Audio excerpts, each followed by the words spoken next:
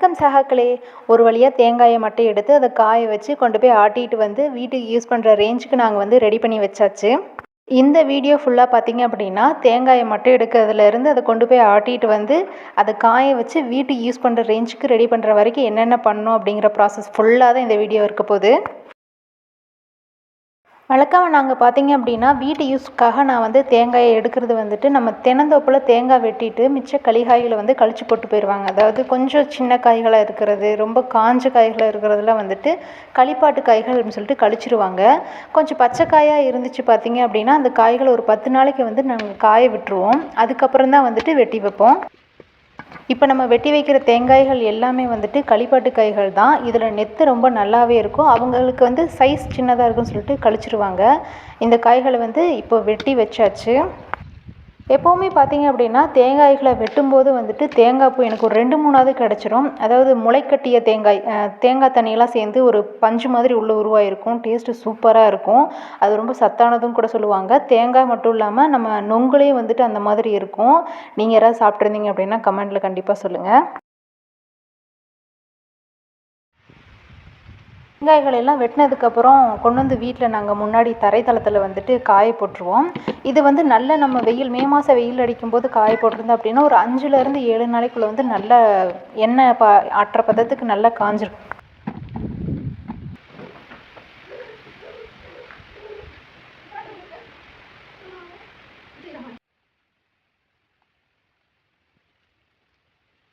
இது பார்த்திங்க அப்படின்னா இது 3வது நாள் தேங்காய் வந்து காய போட்டு 3வது நாள் நம்ம இதை எடுத்து வச்சிட்ருக்கோம்.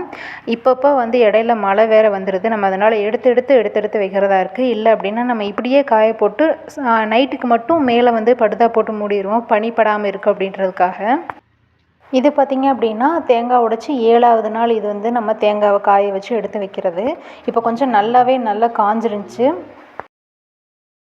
தேங்காய் உடச்சி வச்சு இது 9வது நாள். தேங்காயெல்லாம் நல்லா காஞ்சி எண்ணெய் ஆட்டுற பதத்துக்கு ரெடி ஆயிடுச்சு. நெக்ஸ்ட் நம்ம வந்துட்டு எண்ணெய் ஆட்டுறதுக்கு கொண்டு போக வேண்டியது தான். எண்ணெய் ஆட்டுறதுக்கு எடுத்துகிட்டு போகிறதுக்கு தேங்காயெல்லாம் வந்துட்டு மூட்டையில் எடுத்து போட்டு ரெடி பண்ணிகிட்ருக்கு. நீ அடுத்து அப்படியே எண்ணெய் ஆட்டுற மில்லுக்கு நம்ம கொண்டு போக வேண்டியது தான். தேங்காய் மொத்தம் எத்தனை கிலோ வெயிட் இருக்குன்னு சொல்லிட்டு பார்த்துட்டு போயிடலான்னு சொல்லிட்டு நம்ம மிஷின் ஒன்று வாங்கியிருந்தோம். அதில் வச்சு பார்க்கலான்னு சொல்லிட்டு ரெடி பண்ணிகிட்டு இருந்தோம். இது பார்த்திங்க அப்படின்னா நம்ம கருப்பு கவுனி அரிசியும் அப்புறம் தேங்காய்களும் சேல்ஸ் பண்ணிகிட்ருக்கிறது அப்படின்னால சில பேர் வந்துட்டு காய் கணக்கு கேட்பாங்க, சில பேர் வெயிட்டு கணக்கு கேட்பாங்க. அதனால் நமக்கு ஒரு மிஷின் தேவைன்னு சொல்லிட்டு ஒரு மிஷின் வாங்கி வச்சாச்சு. இப்போ பார்த்திங்கன்னா தேங்காய் ஒரு 15 கிலோ இருக்குது. இதுக்கு ஒரு 11லேருந்து 12 லிட்டர் தேங்காய் எண்ணெய் வரும். ஒரு வழியாக பருப்பெல்லாம் ஆட்டுறதுக்கு நம்ம மில்லுக்கு கொண்டு வந்தாச்சு. மரச்செக்கில் போட்டு பருப்பெல்லாம் வந்து எண்ணெய் ஆகிட்டுருக்கு. இந்த வழியாக கீழே பார்த்தோம் அப்படின்னா எண்ணெயெல்லாம் வழிஞ்சு வந்துட்டுருக்கு பாருங்கள். ஃபைனலி பருப்பெல்லாம் ஆட்டி முடித்து எண்ணெயெல்லாம் எடுத்தாச்சு. கிட்டத்தட்ட ஒரு 11 லிட்டருக்கு பக்கமாக நமக்கு வந்து எண்ணெய் கிடச்சிருக்கு. நம்ம வந்து புண்ணாக்கு வந்துட்டு அவங்களுக்கே கடைக்காரங்களுக்கே கொடுத்துட்றது அப்படின்றதுனால நமக்கு வந்து எண்ணெய் ஆட்டுறதுக்கு வந்துட்டு காசு கிடையாது.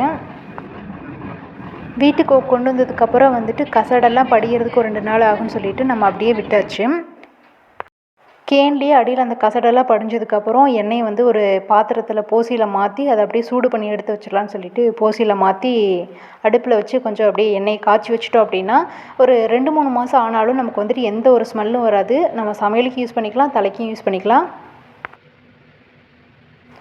உங்கள் யாருக்காவது தேங்காய் எண்ணெய் வேணும் அப்படின்னா ஆர்டர் பண்ணுங்கள், நாங்கள் டெலிவரி கொடுத்துட்றோம். தேங்காய் எண்ணெய் மட்டும் இல்லாமல் கருப்பு கவுனி அரிசி, தேங்காய் வேணும் அப்படின்னாலும் நீங்கள் மெசேஜ் பண்ணுங்கள், உங்களுக்கு நாங்கள் வந்து டெலிவரி பண்ணுறோம். இன்னும் இந்த மாதிரி விவசாய சம்மந்தமான வீடியோஸ் பார்க்குறதுக்கு, கிராம வாழ்க்கையை பார்க்குறதுக்கு நம்ம சேனலை சப்ஸ்கிரைப் பண்ணி வச்சுக்கோங்க.